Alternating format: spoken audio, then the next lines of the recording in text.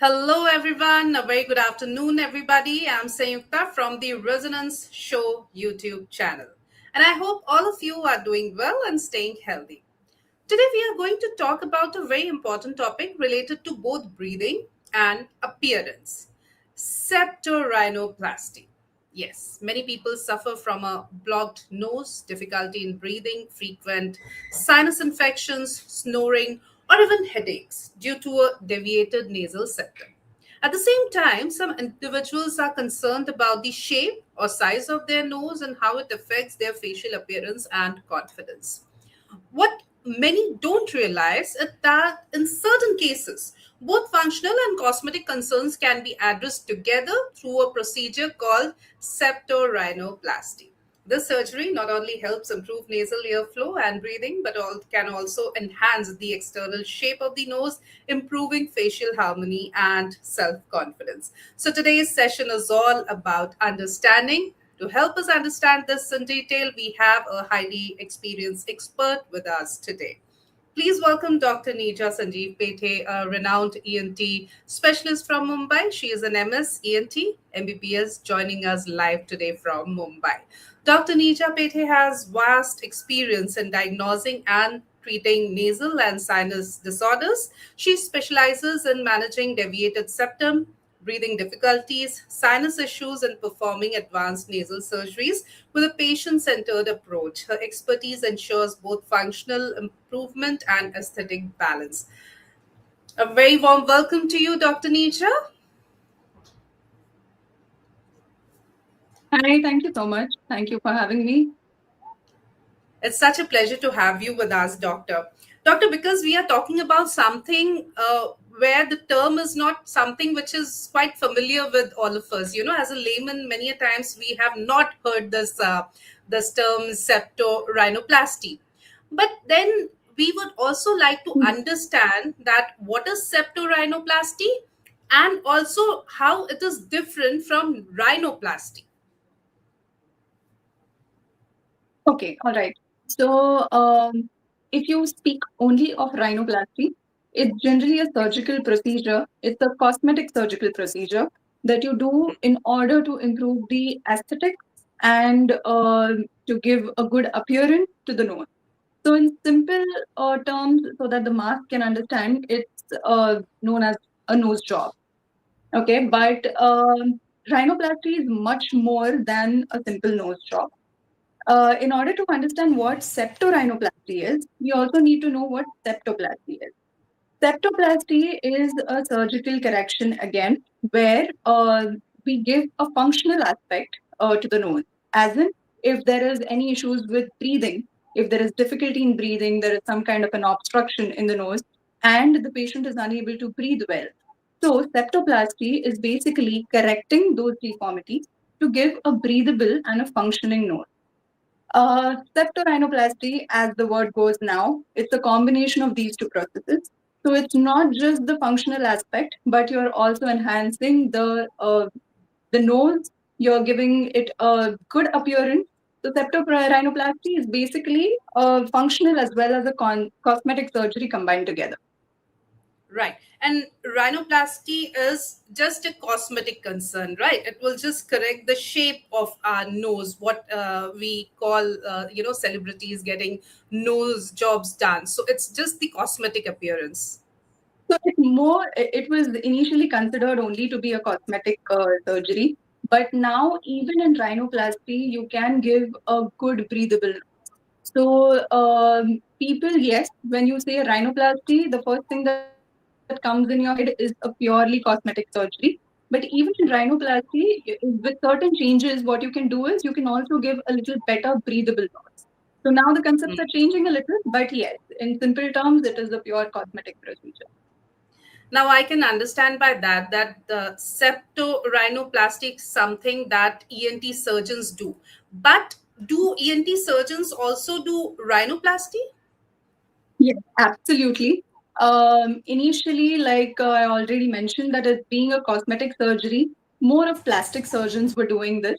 And the awareness among ENT surgeons was a little less in terms of doing a rhinoplasty. However, in now, like these times, The concepts are changing. Rhinoplasty has been picked up by a lot of ENT surgeons. And the main reason for that is the understanding of the anatomy of the nose and the septum. So, for a good rhinoplasty or to have a good cosmetic result, you need to have a strong base, and that is the septum. So, if you give a good correction to the septum and then build on the cosmetic aspects above that, then you get a good cosmetic result. So, when people are looking for a rhinoplasty, they don't understand that they also need to have a good, strong base. So ENT surgeons are well versed with the anatomy of the septum and the nose, and hence now a lot of ENT surgeons are getting aware of this and they are picking it up. It's still a niche subject and a niche topic. So, in order to bring more ENT surgeons in the loop and to help them understand it better and to take up rhinoplasty as a subject, this is what we are trying to do. Because rhinoplasty is and can be performed by ENT surgeons as well. Right. So it's just not cosmetic anymore. Along with cosmetic, is also give fictional benefits, right? Yes, yes. Okay. Now, doctor, what is the time for surgery? I'm talking about both, keeping in mind both. Now, if I have clogged nose or I have breathing issues, of course, normally when we have breathing or anything which is related with our nose, neck or throat, we normally go and visit a ENT specialist. When should I be really concerned? When is the alarming situation when I need to go and consult a ENT specialist? Because normally what happens in our society, in our set of society, we will normally go for, अच्छा नाक बंद है तो ये काढ़ा P low, गले में दर्द है ये वाली चाय herbal tea P low. And this is so much into our society that initially we'll always go for such home remedies or DIYs. Nowadays we have so many influencers on various social media platforms. They are not professional doctors, they are not MBBS, they are not ENT specialists. Still they'll have something or the other to tell us to do before we go and reach a doctor. Then we have these over the counter medications. Okay, you have nasal blockage, use this drop, it will give you relief, you'll get a good sleep. Okay, you have throat infection, use this. So these things are so much prevalent in our society. Only when we realize that our condition is really worse or we need a doctor's intervention, we go and approach a doctor like you. So my question is again very simple. When should I be really alarmed, really concerned with my situation and go and visit an ENT specialist? Go and visit a ENT surgeon, as in for septoplasty surgery, you're asking, or in Yes. general, just for the Yes, symptoms? because see, maybe I'm not very concerned about my shape of the nose, but I'm concerned about my breathing issues, or maybe a blocked nose, or because it is, it is affecting my sleep. I'm having fragmented Yes, sleep because of all the issues. So, yes, when should I go and consult a ENT specialist? right. So, normally there are a lot of symptoms which are related to the nose that brings a patient to an ENT surgeon. Symptoms like blockage of nose, itching in the nose, watering from the nose. Um, so all these symptoms are related to particularly the nose. So what happens is when a patient complains of some kind of symptoms like itching or watering from eyes or watering from the nose, these are purely allergic based. And Okay. those need to be consulted, addressed, and then medicines need to be given accordingly. When there is blockage, so now it also depends. Like when a patient says that I have been experiencing blockage in my nose and it's there for quite a long time, and even without cold, I still have symptoms of blockage. That is when it is really alarming. Then you need to go and visit an ENT surgeon. And once you have taken the consultation, when the ENT sees it and says that, and he actually observes that, yeah, you have a gross deviation and you need a surgical correction for that.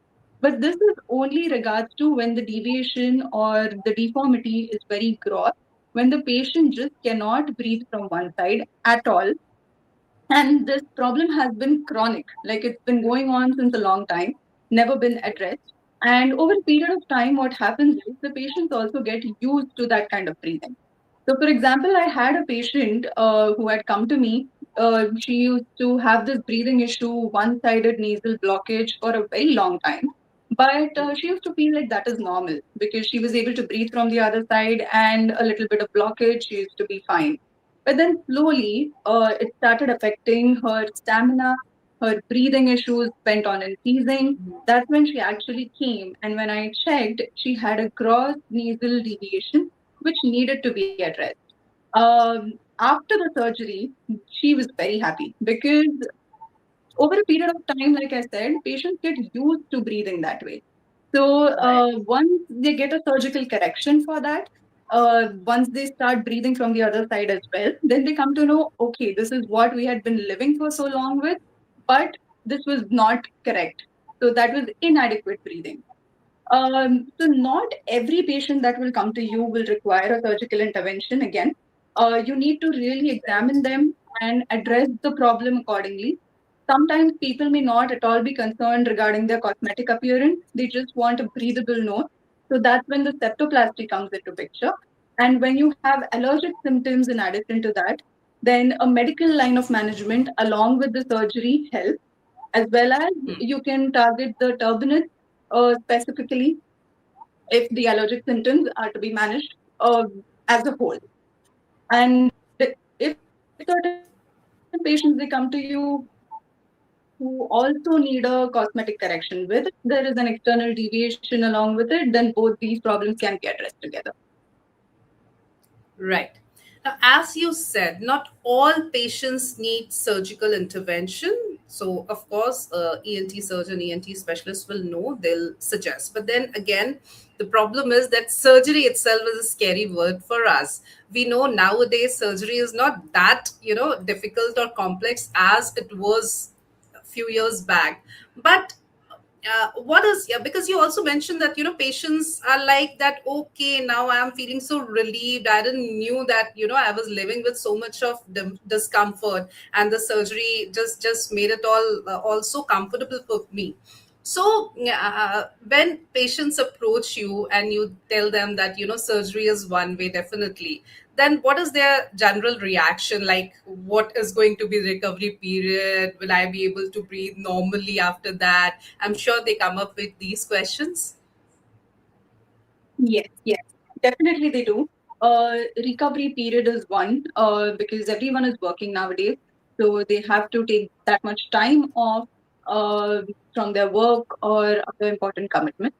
So recovery period, what I'll say for septorhinoplasty, if you say, is anything up to 10 days post surgery, because like any kind of surgery. So if you operate on your limb, then there's a plaster that you apply. So even for a nose surgery, once the nose is corrected, so if there is a gross deviation or a deformity, you're actually breaking the nose, getting it in place, and putting up a cast on the nose so that it stays in place for a while.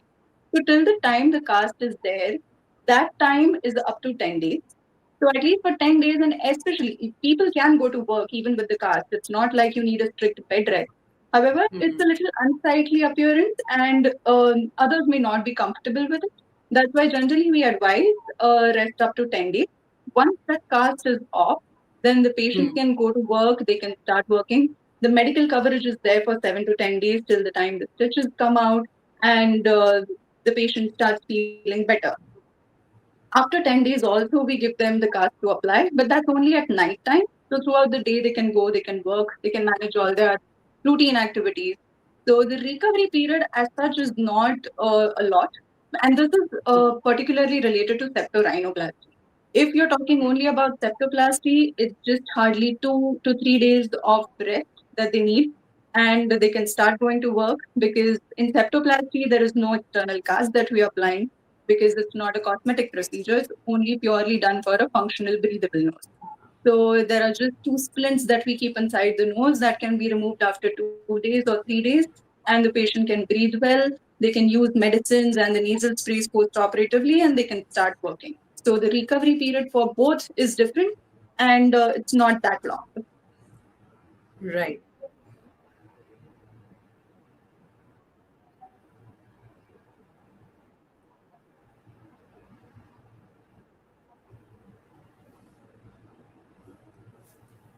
Right. I think there is some network issue as well.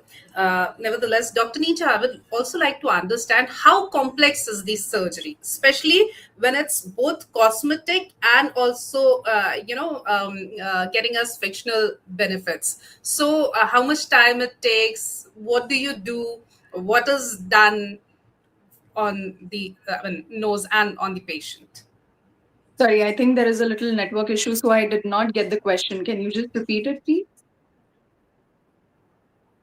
How complex is the surgery, doctor? How much time it usually takes? Okay. So, for a septorhinoplasty, it again depends on the surgeon who is doing it. So, for an experienced surgeon who has been in this practice for years together, who has a team of his own, who are well trained with the other things that the surgeon needs, so it's kept ready. Also, if you have a good assistant, it definitely lessens the time of the surgery. Say anything between 2 to 3 hours is what a good septorhinoplasty the surgery takes time. However, if it's a new surgeon who has just entered into this field and with a little less experience than what normally others have, probably anything between 4 to 5 hours. But of course, then the longer you take, there are a little chances of more swelling settling or more edema taking place during the surgery. So that affects with a little, what can you say, while performing the surgery, it may give you a little false result. Or you may feel like because of the swelling, this is not corrected completely. But however, with time and with experience, the duration of the surgery goes on reducing, that's for sure. But ultimately, what I would like to see is even if you're taking a little longer while initially, that's okay. But as long as you give a good result to the patient, which at the end of it, they have a breathable nose and a beautiful appearance if they are looking for a cosmetic surgery as well, then that's what it is. So if you're taking 6 hours, 8 hours initially, but at the end of the day, if you are satisfied, if the patient is happy with the results, then that's what matters. Right. Now, as a layman, if I have a problem and I want to go for these kinds of surgeries, what are the things that I should look for? Of course, ENT surgeon is one thing, that's how it proceeds. But what are the other things? Experience also counts? Yes, of course, experience matters. Uh, Whenever you start, so this is what I had been taught. If I am starting my practice as a new rhinoplasty surgeon, of course, patients nowadays they'll do a lot of research and come to you. So they will do a good amount of online research, whether the patient or whether the doctor has experience in the field, how good are their results, and everything. And once they come and meet you, they need to be that comfortable with you to put their entire trust because they are going to be operating under you. So that is definitely so the experience definitely matters. Uh, what I had been taught initially is that whenever a patient comes to you, if I can see that the patient requires a rhinoplasty, like a cosmetic correction as well, but they are not so much aware of that problem and they are not so keen on addressing it, what you can do is they just want a functional correction. So what we can try as ENT surgeons and tell them is to go for an open septoplasty approach. So that's something that I guess every budding rhinoplasty surgeon should start during their initial part of their career, where you go for an open septoplasty. Initially, septoplasty, in order to just give a breathable nose, it was done from inside the nose. But now, when you do an open septoplasty, that is when you address the other issues as well. So sometimes there are deviations or there are problems with the side of the nose which is present high above. That is known as high deviation. So that is not corrected in a routine conventional septoplasty. And sometimes post surgery, the patient may still complain that they have breathing issues. But when you address it as a whole, when you open it up and you treat it entirely, so you're not doing a cosmetic surgery as such, you're not treating the external deformities, you're doing a functional correction itself, but the approach is different. So you can start convincing them like that, that we do this Then, along with the functional benefits, we can also give a little cosmetic benefit to you if you are okay with it. As, and this is not generally just a 1 day consultation. Maybe the patients will have to come to you on a second visit, on a third visit, for them to start trusting you, for them to understand that, okay, the doctor has their own knowledge, they have their own ideas about how the surgery is going to happen. Secondly, sometimes patients also come with the prefixed notions that they want a particular kind of nose. Okay, so even those problems need to be addressed. So this all these cannot be done in the first visit. So you need to give a good half an hour to 40 minutes of consultation to such patients who are really looking forward to these surgeries, where you also need to explain them that when you're doing a rhinoplasty, even though it means a nose job, however, it is not just related to the nose. The surgery for the nose has to look good in comparison to the face. So there is no such set rule like there is one nose for all. So if you're just doing the standard procedures and standard steps, and if you're giving the same kind of nose to every person, it may look good on one person, but it may not look good on some other person. And that is because the face pattern, the ethnicity, everything comes into picture. And for every person, that is different. So addressing those issues as well, talking to them, making them comfortable is what the baseline thing is, so that they start trusting you, and then they will tell you that, okay, I even need a little cosmetic correction, I just need to make my tip look a better, or my nose a little narrow. So then they'll start bringing up these issues which are related to the cosmetic part of it. Initially when they come, they might be a little scared of course, but then over the second, third, fourth visit, maybe that's how you can go ahead. Right. So communication is the key. And I'm sure if I'll just go with a picture of Emma Watson saying that I need, similar nose, that's not possible. But do you also give a digital image that how your nose will look or how your face will look with whatever we are planning after the surgery? Yes. So there are a lot of apps which are present. Uh, there are certain apps that I use as well. There is always a good when you get a patient, what we first do is we take photographs of the patient. Okay.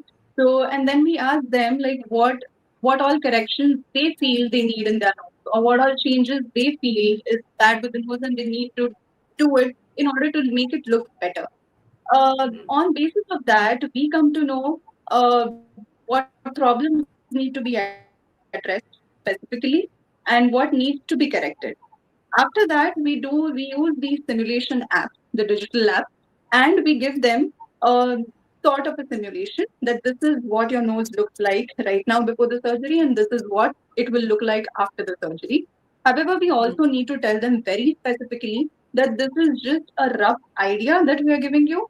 It is not going to be exactly the same because once when you start performing the surgery, there are certain other things also that you come to know on the surgical table itself, where you need to use your expertise and you need to change a few things and give a suitable nose accordingly. So even when you're giving a digital image to the patient that this is what your nose will look like post surgery, they should be made aware that this is not the final result. There can be a little changes here and there, but this is what more or less it will look like. Once you do that, it also helps the patient understand better how the nose is going to change, how the nose is going to look in comparison to the face, and then they can, make a complete decision. So they can talk to their family, they can go through it, they can go through the images, they can see how their nose is going to change, and then they can take an informed decision about Right.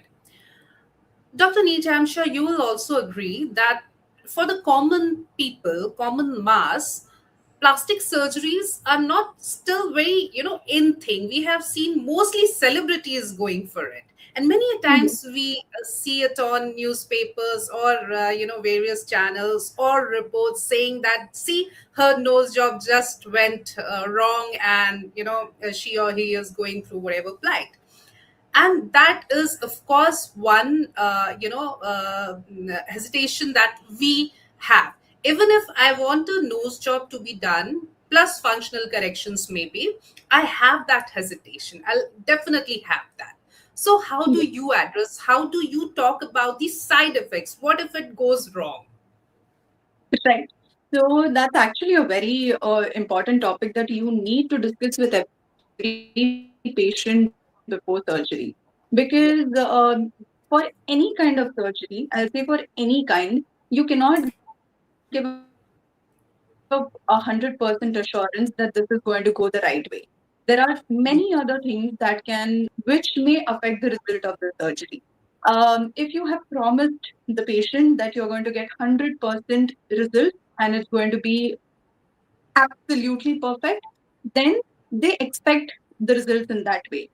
What you also need to tell the patient very clearly in the beginning is that there are complications, there are certain side effects, there are risks. However, there is also a chance that at the end of the surgery, so the entire recovery period takes about 1 year. So till 1 year, the patient is not supposed to fiddle with the nose in the sense like even if they're not happy with the nose, they're not supposed to make any changes. What we need to tell them is that there is always a chance of a revision surgery. And if required, the patient will have to undergo that. So after 1 year or so, if the patient is not happy with the nose or if the doctor is not happy with the surgical correction that they have given, they can always tell them that yes, these all things need to be done. Like you said, especially for the celebrities, when they go for a nose job or a surgical correction, they also have a lot of multiple revision surgeries. It's not like a celebrity will have only one surgery and it's done. There are chances that they might have had multiple revision surgeries. That is one. Secondly, there are a lot of fillers, lot of Botox, lot of facial aesthetic enhancements that others also do. So, like a lip surgery, a jaw enhancement, Botox fillers, um, anything and everything that will also enhance their other facial features. So, all these things also go hand in hand with the rhinoplasty. So, rhinoplasty, we are limiting only to a nose job. But especially when it comes to celebrities, when a patient comes to you and tells you that I want a nose like that, they might have also undergone all these other procedures along with it to give them that kind of an appearance because that is their profession. So you also need to tell them and make them aware that if you're expecting a nose like that, then we need to get them back down a little. We need to make them aware that, yeah, we are going to do what is best for your face and we are going to give you the best nose possible that is suitable to your face. But they need not expect that this is how it is going to be or this is exactly how the results that they want. So that we need to tell them, we need to counsel them a lot. So in basically in rhinoplasty, you need a good counseling session. Right. Sometimes if patients are really scared about the appearance of the nose, it is always better that we tell them to come with another individual who is mature enough to understand everything. It should not happen that they're coming alone and taking decisions hastily. They need to know the entire picture of what the surgery is going to be like, how long it is going to last, what are the complications, what are the precautions that they need to take, and everything about it. We also give them a written informed consent, which is big in detail. It's written, and we also give them to read this consent at home initially so that they can go through it. They can read all the complications, all the risks involved with it, everything. And once they are aware of the entire situation, only then is the time when we proceed.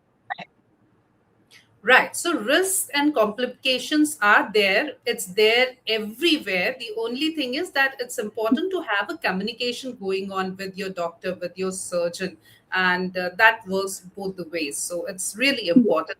Now, Doctor, I must asking one question, and it's about the hospital stay. Because you said that surgeries normally take 3 to 5 hours, it may go on to 6 hours or maybe 8 hours. So hospital stay is there, has to be there. Yes. So normally what happens is if, like I said, if in an experienced surgeon's hand, it may also take 2 to 3 hours. Also, the duration of surgery depends on the deformity. So if it's a very basic deformity where the deviation is only the patient has a crooked nose with a little external deviation or something like that, then it may not take that long. However, in cases where you need some other graft material, where only the septal cartilage is not enough, but at times you may need to use the ear cartilage, or you may need to use a piece of the rib cartilage for reconstruction purposes in order to give a better appearance, then the time and duration also prolongs. In such cases, normally it's a daycare procedure. So the patient gets admitted in the morning itself. And by evening, if the patient is not nauseous, he's being able to eat well, and there's no breathing issues, a little blood soakage probably might be there, but otherwise there's no massive bleeding that is happening, then the patient can be discharged that particular day evening as well. Only in cases where we have to go for a rib cartilage harvest for reconstruction purposes, that is when we prefer keeping them overnight because the pain factor is a little more. But then the medicines and local administration, everything, considering everything, the pain management part is also done very well. So then those patients are kept one day overnight, and the next day morning they can go. So it's not Fair a enough. big hospital stay. Yeah, it's not, definitely Right. not for like 3, 4 days they need to be admitted, nothing like that. It's either on the same day that they get discharged or maximum the next day. Right. Because, doctor, we are also, along with the cosmetic concerns, we are mostly talking about the functional comfort or how it can correct my breathing issues, etc. So, will septorhinoplasty permanently correct breathing problems? Yes. Um, Again, if a patient is, I'll say, an adult, where all his ossification centers, the bone settings, everything has matured already, uh, then and for such patients, if you do a septorhinoplasty, then whatever functional correction or whatever changes you're making, it's permanent. So once you do a septoplasty, the patient is going to be able to breathe better if you have addressed it absolutely properly, if you have removed whatever blockage the patient is having, if you have treated that well surgically, the patient is going to have results lifelong. However, at times, like I also mentioned, there are certain allergic symptoms which are associated with this. So you need to diagnose those symptoms beforehand. So if the patient also has some sort of an allergic rhinitis with it, then post-surgically, the patient may still say that, after the surgery also, I feel a little stuffy or my nose is still blocked. So that we need to tell them before the surgery that these symptoms are purely related to allergy. And even after surgery, for a while, you may need to use the nasal spray. Then slowly it will start getting better. So we need to give them a medical line of management, steroids also with it at times so that it gets better. And eventually, then yes. So once you do a septoplasty for a breathing purpose, that is permanent. If only and only in cases where the patients are pediatric, where the nose is still developing, if they have a severe breathing issue, you need to address it, but you also need to tell them that they may require a surgery later on in their life as well, because as in how they're growing, the size of the nose also keeps changing. So only in those cases, because we cannot remove these centers, the growth centers which are present. So if that is removed, then the face starts getting deformed as the patient grows. So, in order to correct that, we need to give them a functional clearance only temporarily, but they may require a second surgery once they attain their adult normal size of the nose and the face. So, that is the only time when probably you may require a second case for septoplasty, a revision case. Otherwise, once you do a surgery for a breathable nose, it's generally permanent. The results are good. Okay. Many of our viewers are asking this: is septorhinoplasty painful? Septorhinoplasty. Okay. So, I think with the medical advances that have taken place now, any kind of surgery has become the no surgery is painful. But septorhinoplasty is normally done under general anesthesia. So the patient is absolutely comfortable under anesthesia. So there is no pain at the time of surgery at all. Post surgery, whatever little pain is there, that can be addressed very well with painkillers, pain management, and other medicines. So as such, it is not painful. A little pain that is associated with any kind of surgery, that's it. But otherwise, yeah. Right. And Dr. Neeraja, are there any visible scars after the surgery? Okay, so now this again depends on the approach. So if you are doing a septorhinoplasty by an open approach, then yes, you have a tiny scar here at the columella. Uh, that also goes on fading, but yes, that scar will stay. Certain times you don't need to open the entire nose in order to do a septorhinoplasty. You can do it under closed approach as well.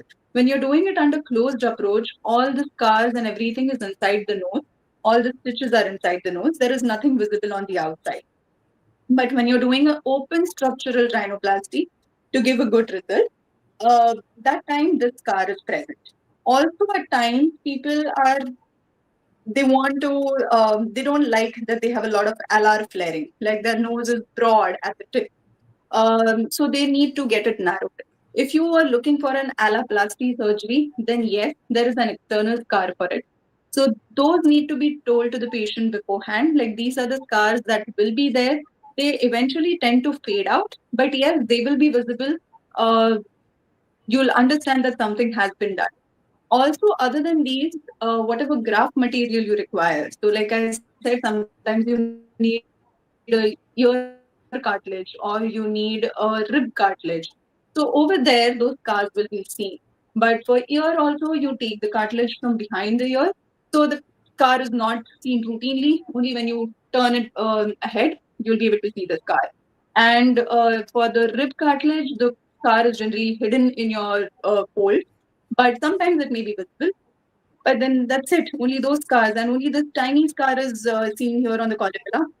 Otherwise, whatever changes you're doing in order to even narrow the nose, you don't even need stitches for other parts. So this is the only place that you will see a scar if you're going for an open structural rhinoplasty.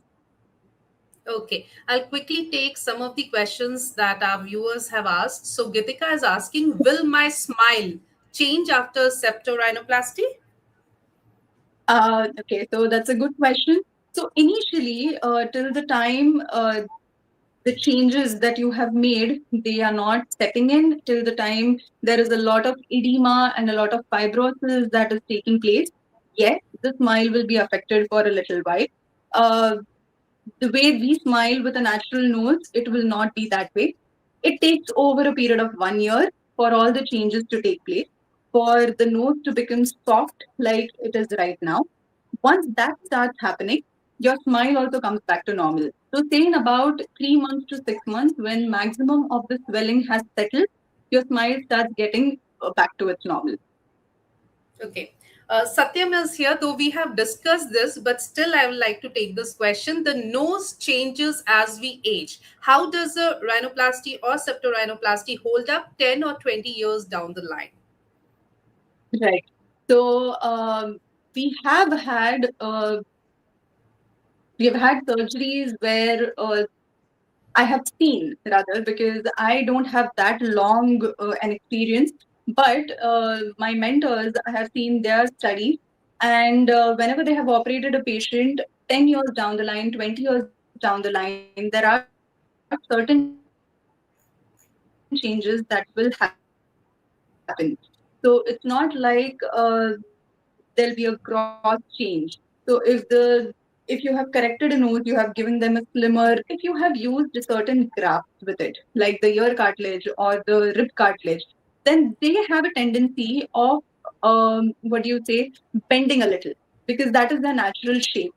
So you might experience, like after 10 years or after 20 years, that it's not as perfect as it was immediately 1 year or 2 years after the surgery. A little changes start taking place. That is also to do with the muscle laxity, the skin, and all the changes that take place even with the aging process. So that's it. But those changes are not very severe as long as there is another kind of an injury that happens to the nose. So if there is some kind of a trauma that has happened to the nose, some hitting or some deviation or some traffic accident, something like that, then there will be a change again. But otherwise, those changes are not something which is major. So very little minor changes can take place even after 10 to 20 years. Okay. Dr. Neeraja Pethe, any take home message, anything that we have missed out on that you would like to, address? Um, as far as I know, I think good set of questions. So complete, like I think covered maximum in what you can see in 40 minutes or 45 minutes. It's a vast subject. So, and it has a great learning curve.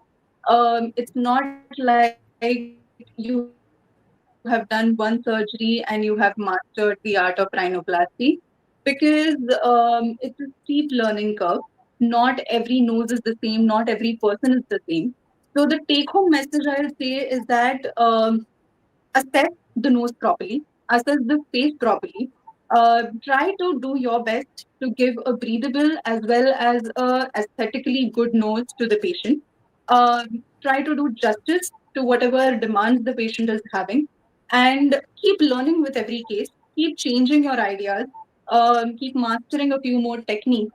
So 5 years down the line, 10 years down the line, keep reviewing the cases that you have done initially as well, because that is how you will learn more and more where mistakes you have done in the past and what needs to be corrected, what part needs to be addressed, and how you can do it in a better way. Techniques keep evolving, changes always keep happening. So keep learning from wherever you can, your colleagues, your mentors. Keep taking photos, keep addressing the notes. If you are really into this and if you want to take it up as a subject, um, it it just keeps getting better and better. But you also need to know that there are certain times when you may not be completely satisfied with the results, but then you have to give your 100%, keep learning, and the results will show eventually.